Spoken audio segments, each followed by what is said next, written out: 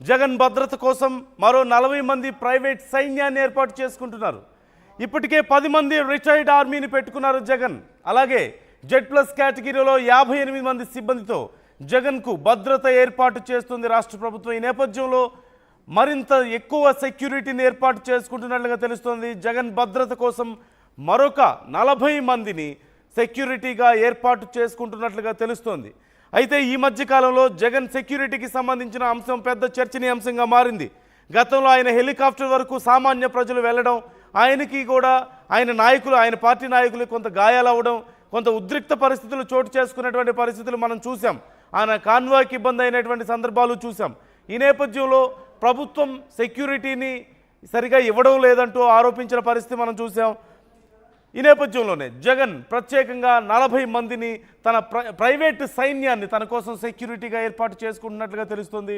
గతంలోనే 10 మందిని రిటైర్డ్ ఆర్మీని సెలెక్ట్ చేసుకున్న విషయం తెలిసిందే. ఆర్మీ రిటైర్డ్ సైనికుల్ని సెలెక్ట్ చేసుకున్నారు. ఇప్పుడు మరొక 40 మందిని సెలెక్ట్ చేసుకున్నట్లుగా తెలుస్తోంది.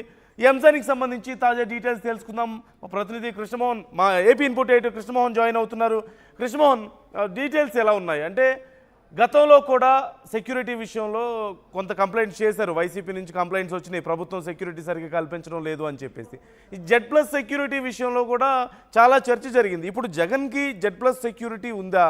ఇంత ప్రైవేట్ సైన్యం ఏం అవసరం వచ్చింది అంటే ఎలా చూడొచ్చు ఓవరాల్గా? నందు, యాక్చువల్గా ఇక్కడ Z+ కేటగిరీ ఉందా లేదా అనేది ఫస్ట్ క్వశ్చన్. ఎస్, జగన్కి Z+ కేటగిరీ ఆల్రెడీ గవర్నమెంట్ ఇచ్చింది, గవర్నమెంట్ నడుపుతోంది కూడా. గవర్నమెంట్ అఫీషియల్గా జగన్ భద్రత విషయంలో ఒకటే చెప్తోంది, దాదాపుగా మేము 40 నుంచి 50 మంది పోలీసుల్ని జగన్ కోసం డిప్లాయ్ చేశాము అనేది గవర్నమెంట్ చెప్తున్న లెక్కలు. At the same time government అఫీషియల్గా కూడా ఈ 40 మంది దీంట్లో జగన్కి ఉన్న పర్సనల్ సెక్యూరిటీ, తర్వాత రోప్ సెక్యూరిటీ, లేకపోతే ముందు ఎస్కార్ట్, వీటన్నిటిని కలిపి ఈ సెక్యూరిటీ ఇస్తున్నాము అనేది గవర్నమెంట్ చెప్తుంది. అయితే ఇప్పుడు తాజాగా వస్తున్న ప్రశ్న ఏంటి, జగన్ తన సొంత క్యాడర్ని, తన సొంత సేవాదళ లాంటి, అంటే జగన్ సెక్యూరిటీని పెంచుకుంటున్నారు, ఒక 50 మందితో మరో సెక్యూరిటీని పెంచే అవకాశం ఉంటుంది అనేది చెప్తున్నారు. కానీ జగన్ కోరుకుంటుంది. కానీ వైసీపీ నేతలు ఇటీవల వరుసగా చేస్తున్న గవర్నమెంట్ మీద చేస్తున్న ఆరోపణలు ఏంటంటే, మీరు Z+ కేటగిరీ ఉన్న జగన్మోహన్ రెడ్డికి మీరు ఎందుకు ప్రాపర్గా సెక్యూరిటీ ఇవ్వట్లేదు అనేది పదే అడుగుతున్న ప్రశ్నలు. అయితే ఈ ప్రశ్నలకు సంబంధించిన వ్యవహారంలో ఏదైతే కేటగిరీ పోలీసులకు సంబంధించిన వివిధ హోదాల్లో పనిచేయాల్సిన ఒక మాజీ ముఖ్యమంత్రి హోదాలో అతనికి వివిధ హోదాల్లో సెక్యూరిటీ చేయాల్సిన పరిస్థితి ఉంటుంది. ముందు ఎస్కార్ట్ ఉంటుంది, ఆ తర్వాత రోప్ పార్టీ ఉంటుంది. జగన్మోహన్ రెడ్డి ఎక్కడ దిగినా, లేకపోతే జగన్మోహన్ రెడ్డి క్యాన్వాయ్కి రోప్ పార్టీ పెట్టుకున్నా, జగన్మోహన్ రెడ్డి నడుచుకుంటూ వెళ్ళినా, జగన్మోహన్ రెడ్డి కారుకి లేచి నిలబడ్డా దానికి ఒక రోప్ పార్టీ ఏర్పాటు చేయాలి. దాని తర్వాత మరొక సెక్యూరిటీ ఉంటుంది. పైన 4 ఒక DSP స్థాయి అధికారితో కలిపి 4 పర్సనల్ గన్ సెక్యూరిటీ ఉంటుంది. అయితే జగన్మోహన్ రెడ్డికి సంబంధించిన వ్యవహారంలో పోలీసులకి వైకాపా నేతలు చెప్తున్న సీరియస్ ఎలిగేషన్ ఏంటంటే, అసలుకి ఒక్క రోప్ పార్టీ కూడా ఇప్పుడు జగన్మోహన్ రెడ్డి పాదయాత్రలు జగన్మోహన్ రెడ్డి చేస్తున్న యాత్రలు కావచ్చు, జగన్మోహన్ రెడ్డి ఎక్కడికైనా ప్రోగ్రాం పోయినా, లేకపోతే ఎవరైనా కలవడానికి వెళ్ళినా, టూర్లకు వెళ్ళినా, రైతులను కలవడానికి వెళ్ళినా ఎక్కడైనా రోప్ పార్టీ ఉంటుందా అనేది వాళ్ళు స్ట్రైట్గా అడుగుతున్న ప్రశ్న. అదే విషయాన్ని పదే 2-3 సార్లు గవర్నర్కి కూడా వైకాపా నేతలు ఫిర్యాదులు చేసిన నేపథ్యం. అయితే ఇప్పటికీ ఈ సెక్యూరిటీ పేరుకి మాత్రమే సెక్యూరిటీ ఇచ్చి మిగతా వాళ్ళని విధుల్లో ఉండదు, మీరు సైలెంట్గా అక్కడ కూర్చొని ఉండండి అని చెప్తున్నారు తప్పితే వాళ్ళు ఎక్కడ కూడా రోప్ పార్టీని పెట్టి తమ విధులను చేయట్లేదు అనేది పదేగా చెప్తున్న నేపథ్యం. ఇటీవల కాలంలో జగన్మోహన్ రెడ్డికి తిరుగుతున్న నేపథ్యంలో వస్తున్న ప్రజాదరణ కావచ్చు, లేకపోతే పబ్లిక్ అతన్ని కలవడానికి వచ్చే ప్రయత్నం చేయడం కావచ్చు, ఇన్ని అంశాల మీద కొంత చర్చ జరుగుతున్న నేపథ్యంలోనే ఒక 50 మందిని ఆయన సేవాదళగా పెట్టుకుంటున్నాం తప్పితే మేమేమో ప్రత్యేకంగా సెక్యూరిటీగా రూపంలో మేము పెట్టుకోవట్లేదు, వీళ్ళందరూ కూడా మా కార్యకర్తలే సేవాదళ కార్యకర్తలుగా జగన్మోహన్ రెడ్డికి అండగా ఉండబోతున్నారు అనేది ఇప్పుడు వైసీపీ తాజాగా చెప్తున్న పరిస్థితి.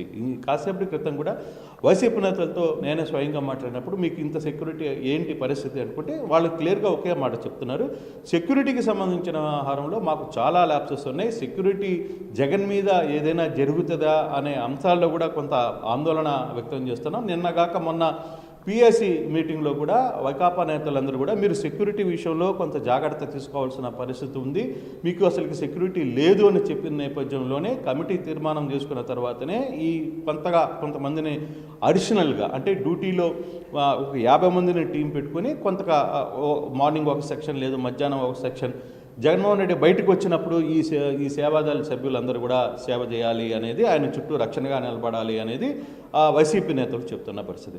మరి దానికి ఇప్పుడు సెక్యూరిటీ అంటే Z+ కేటగిరీలో ఉన్న పోలీసులు దానికి అనుమతిస్తారా లేదా అనేది ఇప్పుడు ఆలోచించాల్సిన వ్యవస్థ కూడా పరిస్థితుంది. అసలుకి నిజంగా దానికి పర్మిషన్స్ ఇస్తారా లేదా అనేది కూడా చూడాల్సిన పరిస్థితి. అయితే వైకాపా ఆరోపిస్తున్నట్టుగా చాలా క్లియర్గా ఒకటే చెప్తున్నారు, అసలుకి మీరు పేరుకి లిస్టులో 50 మందినో 60 మందినో లిస్టులో చూపిస్తున్నారు తప్పితే ఏ ఒక్క కానిస్టేబుల్ అయినా మాకు నిలబడే జగన్మోహన్ రెడ్డికి సెక్యూరిటీగా నిలబడే ప్రయత్నం చేస్తున్నారా?